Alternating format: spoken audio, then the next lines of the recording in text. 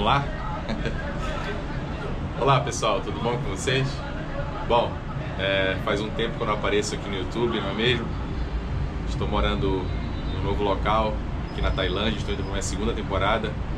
Eu morava mais para o norte ali, mais para o centro da Tailândia, ali perto de Bangkok, agora eu me mudei para o sul. E estou indo para essa segunda temporada no futebol profissional, uma outra liga, uma outra competição, diferentes atletas, diferentes costumes, né? Diferente rotina. E devido a essa mudança, devido a esses transtornos que acontecem um pouquinho, que é normal de mudança, acaba que eu vou priorizando umas outras situações e acaba deixando um pouquinho de lado os vídeos. Mas agora eu priorizei para poder fazer esse vídeo para vocês. Eu fiz uma caixa de perguntas lá no Instagram e perguntando o que é que vocês gostariam de saber, alguns tipos de perguntas sobre a preparação física no futebol. E eu tive ótimas perguntas, tanto que eu vou dividir em 2 vídeos, né, para explicar melhor essa situação para vocês. Estou de casa nova, como eu falei, então um pouquinho de barulho, estou aqui na sacada, um pouquinho de barulho do trânsito, mas espero que eu consiga passar ao máximo todas essas informações e já pedindo desculpa aí pelo barulho externo, que é natural, devido a eu estar aqui na sacada do prédio. Mas vai ser um bate-papo bem descontraído e eu prometo passar tudo que eu posso, tudo que eu sei, né? E gostaria muito também que vocês dialogassem, conversassem comigo para que a gente possa trocar experiências. Mesmo? Então vamos embora. Bom, de cara aqui já tem uma pergunta sobre a pré-temporada. Como eu falei, eu estou na pré-temporada aqui no Songkhla FC. Vamos disputar a 3ª divisão da Tailândia.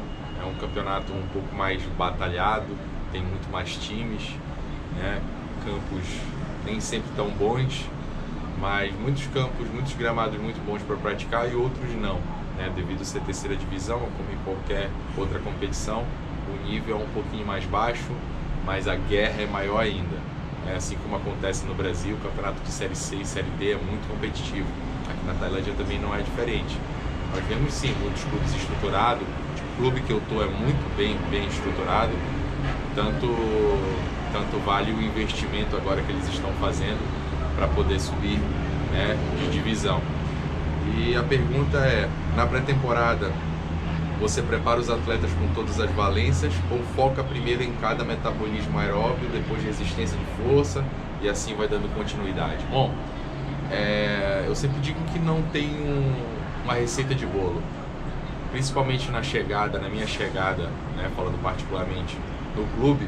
Eu procuro analisar o grupo, ver quais são os atletas que eu vou trabalhar, qual a carga crônica desse atleta, a carga aguda desse atleta, o que ele fez na última semana, o que ele fez no último mês, quais foram as cargas que eles receberam, né, e quando foi que eles receberam as últimas cargas de jogos e de treino, e assim tem uma noção de como começar.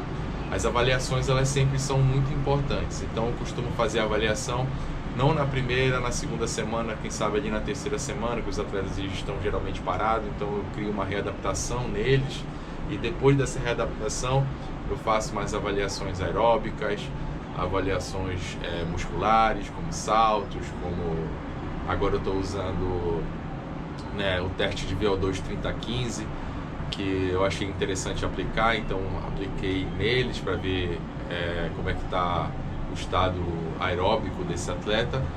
E aí, conforme as coisas forem acontecendo, como aqui nós tivemos tempo para trabalhar, eu pude ter paciência para ver a evolução individualmente de cada um e poder aplicar, né, as cargas necessárias. Então eu costumo fazer de forma geral, trabalhar o máximo de valências possíveis, de forma adaptativa. Eu priorizo muito o trabalho de força na academia, gosto desse trabalho, mas também começo de forma gradativa, como aprendizado de saltos, aprendizado de movimento. Não costumo priorizar a carga agora nesse início, e sim a técnica. Assim como eu estou conhecendo os atletas, eu preciso saber como é que eles estão de movimentos multiarticulares em alguns exercícios. Então todos esses aprendizados e colocações de exercícios serve também como uma adaptação e uma forma para eu ver como é que eles estão nas suas execuções. Gosto de fazer os exercícios de LPO, os exercícios multiarticulares com saltos, com exercícios de agachamento. Então muitos atletas, eu costumo chegar e os atletas nunca fizeram esse tipo de exercício, principalmente aqui. Então, como exercícios que eu trago na nossa cultura, do nosso país, assim como o Brasil, como a Europa, a gente traz aqui para a Ásia, ainda é um pouco novo para eles algum tipo de movimento. Outros não, mas alguns ainda está sendo o primeiro contato. Então eu costumo priorizar esses atletas mais novos para fazer esse tipo de aprendizado de movimento. E aí sim, né, trabalho junto com a parte de core, trabalho junto com as mobilidades e estabilidades, do centro para fora, é uma coisa que eu sempre priorizo. Então a gente fortalece a parte central do atleta, do ser humano, e depois vamos para nossas extremidades. Então vem core, mobilidade, estabilidade, aprendizado de movimento, e acho que sim, a pirâmide ela vai subindo de acordo com as necessidades, né, de cada um. Após esse primeiro contato, né, após essa primeira fase de mobilidade, estabilidade, core, nós vamos entrando nas valências específicas de força e potência e velocidade, né? E geralmente isso é feito de maneira específica no campo, com os treinos do treinador. Isso vai evoluindo com os nossos treinos de aquecimento. Então todas essas cargas elas são colocadas posteriormente, né?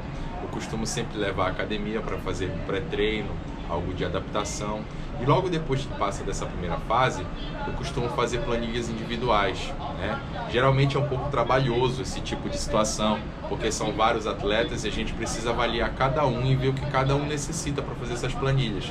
Então é um pouco trabalhoso. Como aqui eu tenho 2 auxiliares, né? Um bem direto comigo, isso para mim acaba facilitando, porque a gente divide o grupo, sento com eles, explico como é que eu trabalho, e aí a gente monta as planilhas de acordo com a necessidade de cada um.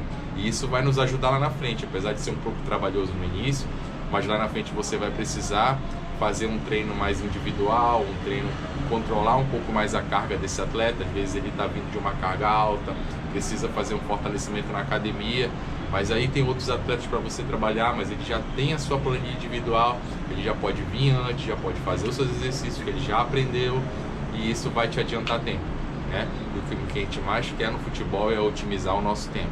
Então isso é uma dica que eu dou aí, né, para quem quer saber um pouco mais. Depois eu explico melhor como eu faço, mas é dessa forma que eu costumo otimizar o meu tempo, né, em termos de prevenção e ganhos de força. A próxima pergunta é questão de quantos treinos de aquisição de resistência você trabalha na semana e se cada sessão tem um metabolismo predominante. Bom, como eu comecei falando, não existe uma receita de bolo, né? Não existe. Eu procuro saber como é que está o meu grupo. Se o meu grupo, depois dos testes aeróbicos, eu vi que... E além, nem precisa do teste. Às vezes, antes do teste, você já vê que cada atleta precisa de cada situação. Você já tem esse feeling pela sua experiência. Mas com os testes você terá na sua mão, em dados, o quanto esse atleta precisa melhorar. E aí, dependendo do resultado geral, eu vou colocar mais sessões, menos sessões, já converso ali com a comissão técnica sobre os treinos técnicos também, que vão ajudar nessa progressão, né, aeróbica, ou progressão de força, enfim, no que esses atletas precisam mais, né? Dando o exemplo aqui do meu grupo, um exemplo prático, né, real, foi um problema, né, que nós tivemos no início, foi com essa questão aeróbica. Foi bem ruim o primeiro teste, mas de acordo com os volumes, os treinos, a prática diária, isso foi melhorando. 1 mês e 15 dias após nós refizemos o teste, e foi muito satisfatório ver a evolução de cada um. Praticamente aí 99% dos atletas atingiram o objetivo esperado, né? E quem não atingiu, né, foram 2 atletas ali.